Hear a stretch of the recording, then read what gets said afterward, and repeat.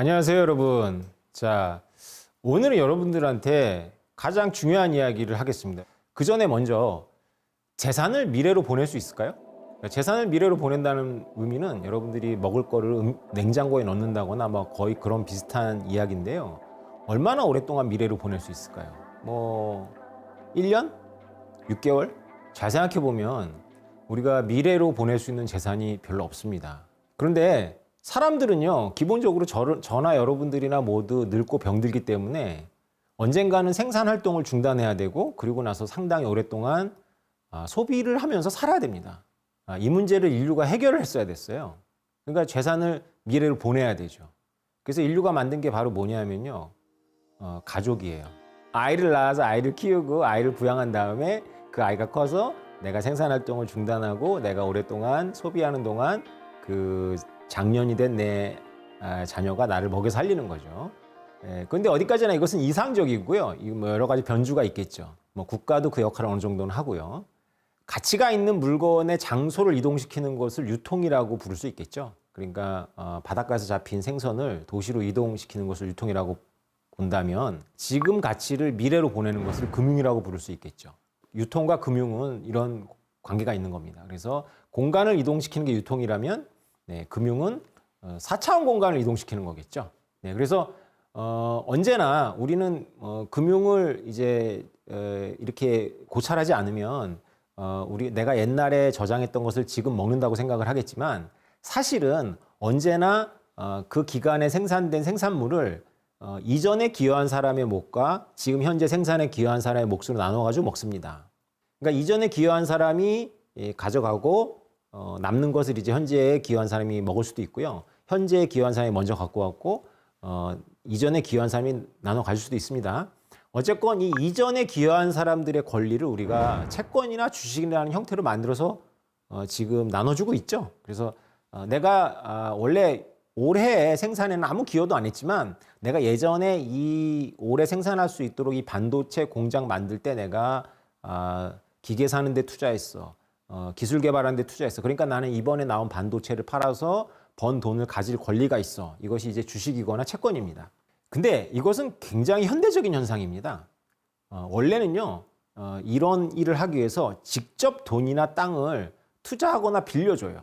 그런데 이게 쉽게 이렇게 권리가 인정을 받지 못하니까 이게 예속관계로 진행이 돼요. 그래서 이제 우리가 알고 있는 농로와 주인, 그다음에 그 땅 주인과 그 땅을 빌려서 농사 짓는 사람이 단지 이렇게 그 채권 채무자가 아니라 주종 관계가 발생하죠. 왜냐하면 채무나 채권을 이행하지 못하는 것을 이제 폭력적인 방법이나 사회 간섭적인 방법으로 억압을 해야 되기 때문에 그렇습니다. 그런데 오늘날 발달한 금융의 그 추상화된 채권이나 주식은 이런 직접적인 대면 관계를 피하기 때문에 이런 주종 관계가 상당히 완화되어 있죠. 이것은 역사적인 발명품이기도 합니다. 다 사연이 있죠.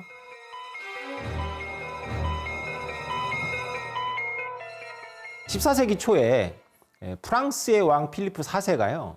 예루살렘 왕국을 200년 동안이나 지탱해서 온갖 희생을 다하고 돌아온 성전 기사단을 잔혹한 고문 끝에 거의 모두 몰살시켜 버립니다.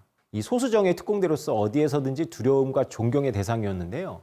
성전기사단을 왜 프랑스 왕은 그토록 모질게 뿌리를 뽑아야 했을까요? 여러 가지 정치적 이유가 있었지만 무엇보다 왕실이 진 빚을 갚지 못했습니다. 그러니까 왕실이 성전기사단한테 빚을 지고 있었어요. 지난 시간에 말씀드렸지만 성전기사단은 그 당시 유럽 대륙에서 가장 강력한 환치기 업자들이었어요. 왜냐하면 그 당시 유럽이 치안이 별 볼 일 없었기 때문에 성전기사단같이 강력한 특공대들만이 신뢰를 지킬 수 있었던 거죠.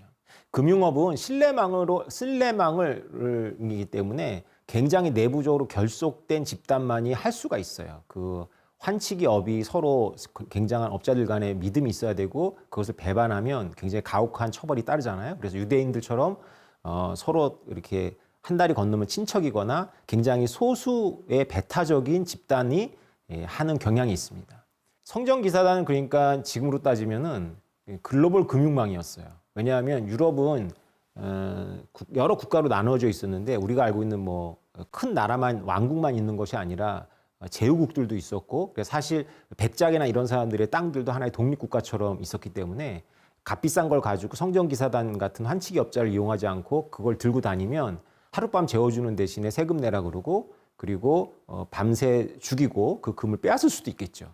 그러니까 그냥 그런 위험을 부담하는 것보다는 프랑스에서 파리에서 로마까지 보낼 때 그냥 십자군들한테 보내면 환치기 방식에 의해 가지고 그냥 수수료 조금 내고 가니까 성전기사단은 어마어마한 채권과 어마어마한 재산을 모은 거예요. 그래서 어마어마한 채권과 재산을 모아서 프랑스 왕한테 좋은 먹잇감이 되어서 이단 재판소에 해부돼서 잔인하게 고문받고 모두 몰살당하고 재산도 다 뺏겼습니다. 채권자가 위험하다는 걸 가장 잘 아는 이들이 바로 유대인들이에요. 유대인들은 어느 나라에 들어가서도 몇 대 동안 열심히 일하고 돈을 모으면 그 나라의 권력층한테 돈을 빌려주는 채권자가 돼요.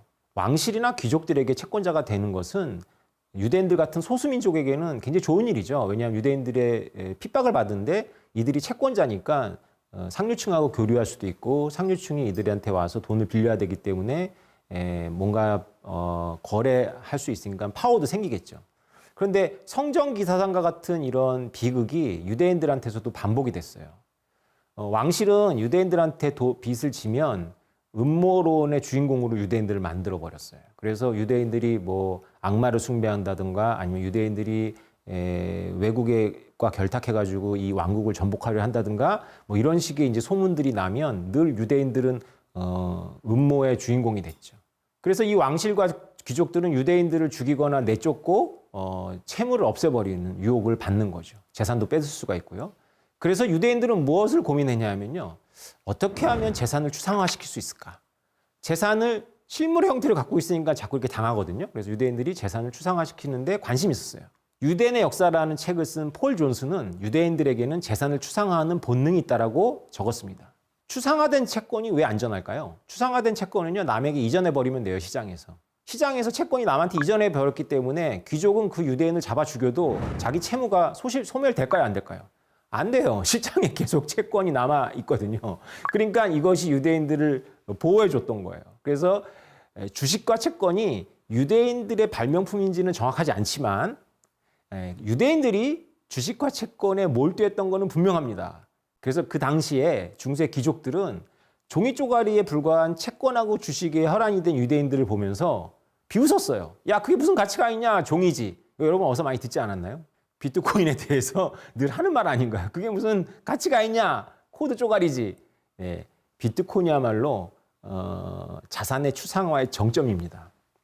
동남아시아에서는요, 화교들이 경제권을 가지고 있는 경우가 흔하잖아요. 300년 이상 그 나라에 살아도요, 정치적 참정권을 주지 않는 거죠. 같은 나라 국민으로 인정 안 해주는 겁니다. 그 나라에 다 뿌리를 받고 살고 있는데요. 그러니까 화교들은 경제활동에 몰두할 수밖에 없어서 그 나라 원주민들보다 돈을 더 잘 모아요. 유대인 같은 거죠. 그러니까 화교들이 잘 살아요.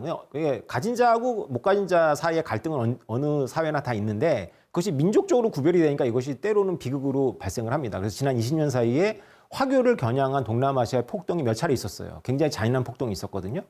그래서 경제력이 있는 동남아시아의 화교들은 싱가포르행 티켓을, 비행기 티켓을 가족 수대로 가지고 있는데 이 티켓은 날짜가 정해져 있지 않습니다. 오픈 티켓입니다.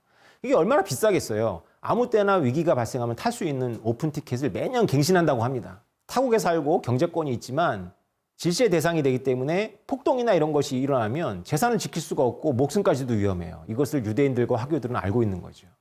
여러분들, 재산을 추상한다는 게 어떤 의미인지 이제 감이 좀 오십니까? 여러분 잘 생각해 보세요. 여러분이 가지고 있는 값비싼 것들이 모두 등기된 것들 아니에요?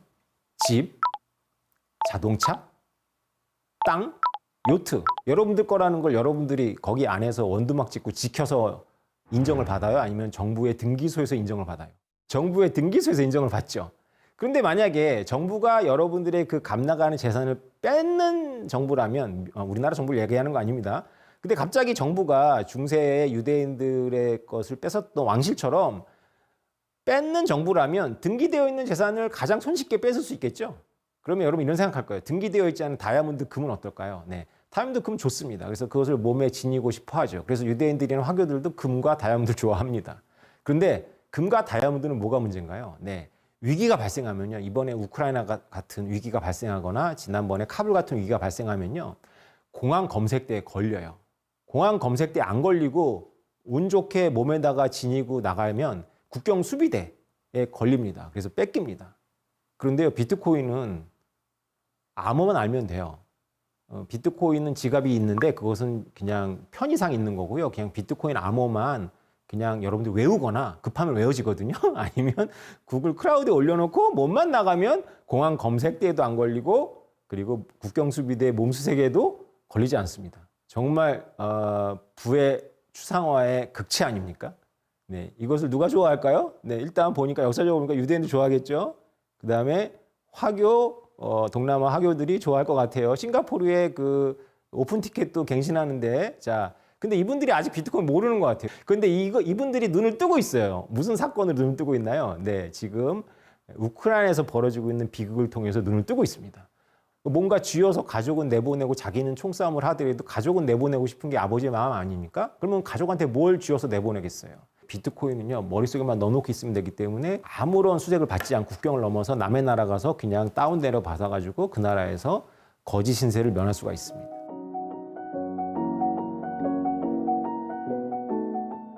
네, 좀 민감한 이야기 하겠습니다. 이거는 한국 정부의 비트코인 정책과 관련이 있기 때문인데요. 트래블룰이라는 게 있어요. 트래블룰이라는 것은 국제 자금 세탁 방지 기구, 뭐 FATF라는 좀 복잡한 이름의 단체가 암호화폐 규제에 대해서 각국에 권고한 개념입니다. 달러나 원화 같은 법정화폐, 이걸 법정화폐라고 해요. 여러분들이 사용하는 화폐를. 법정화폐를 비트코인이나 이더리움으로 거래하는 거래소, 이런 데서 이제 원래 암호화폐는 개인 지갑이라고 하거든요. 자기가 어떤 은행에 수탁하고 있거나 거래소에 두고 있지 않은 그냥 자기가 만든 지갑에 송금하는 것을 막는 거예요. 이것을 트래블룰이라고 합니다. 그래서 권고했어요. 이 권고를 가장 빠르게 받아들인 게 바로 대한민국입니다. 그래서 우리나라가 거래소들이 트래블룰을 적용하려고 하고 있어요. 왜 그럴까요? 우리나라가 자금 세탁이라든가 국제 테러 기금에 비트코인이 쓰이는데 걱정을 해서 그럴까요? 제가 알기로는 그거보다는요.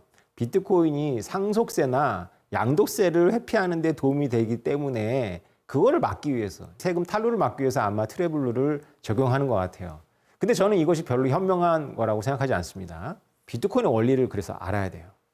비트코인을 얻는 경로는 매우 다양합니다. 거래소를 거칠 필요가 전혀 없을 수도 있어요. 카불에 있는 청년들, 아프가니스탄 청년들은 비트코인을 지금 어떻게 얻고 있냐 하면요. 태양광을 이용해가지고 채굴 해요. 그 태양광이 얼마나 채굴할지 여러분들이 뭐 비웃겠지만은 그냥 전기를 암호로 바꿔서 의리의리한 채굴풀에 보내면 보낸 만큼 조금씩 비트코인을 받습니다. 아주 조금이지만 그래도 그 나라에서는 굉장히 의미가 있을 수 있겠죠. 그래서 비트코인은 채굴을 통해서도 얻을 수가 있고요. 채굴을 통해서 얻은 친척으로부터 그냥 전송받을 수도 있어요. 어쨌건 직접 만나서 종이에 비밀키를 담아서 거래할 수도 있습니다. 만약에 대한민국처럼 이렇게 트래블룰을 지나치게 빨리 과격하게 시행하면 어떤 문제가 생기냐 하면요. 이런 음성적인 거래 방식이 활발해질 거예요. 그것이 왜 국가한테 문제일까요? 거래소에서 암호화폐를 사는 것은 국가 입장에서는 좋습니다. 왜냐하면 다 보이거든요. 거래소는 전부 은행하고 연결되어 있고 은행과 비슷하기 때문에 국가가 언제든지 데이터베이스를 요구하면 주게 되어 있고 그리고 다 실제로 투명하게 공개도 합니다. 그래서 우리나라 국민들이 암호화폐가 어차피 피할 수 없다면 거래소를 통해서 거래를 하고 이전하게 하고 막 활발하게 하면 많은 것들이 노출이 될 텐데 지금부터 너무나 엄격하게 트래블룰을 적용하면 사람들은 거래소를 이용하지 않고 음성적인 방식으로 음성적이지도 않아요. 원래 비트코인은 거래소를 이용하지 않도록 설계된 시스템입니다. 다만 비트코인에 처음 들어오기 위해서는 돈이나 뭐 이런 걸로 바꿔야 되기 때문인데 여러분들이 만약에 어떤 암호화폐를 갖고 있든지 간에 갖고 있으면 비트코인을 거래소가 아니라 이상한 거래소에서 살 수 있어요.